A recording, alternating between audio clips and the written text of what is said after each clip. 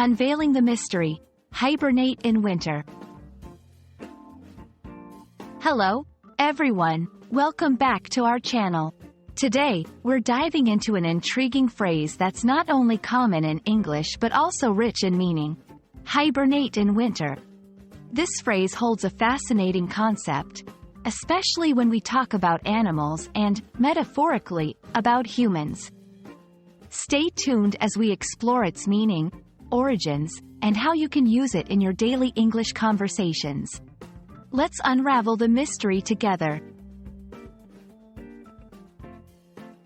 The term hibernate originally comes from the Latin word hibernare, which means to spend the winter.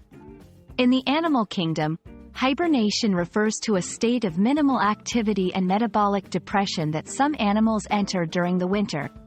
This is a survival strategy to conserve energy when food is scarce.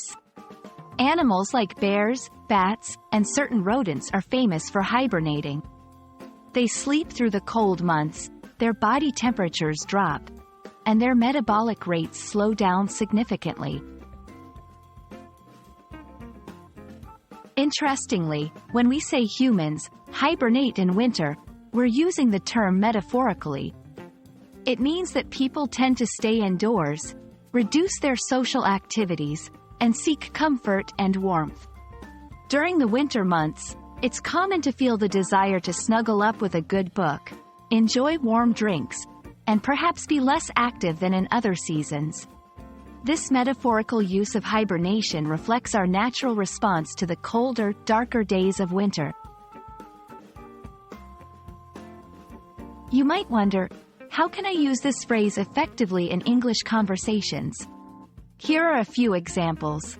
I plan to hibernate this winter and catch up on my reading. The city seems to hibernate in winter, with fewer people out and about. After such a busy year, I'm looking forward to hibernating this winter, focusing on my personal projects.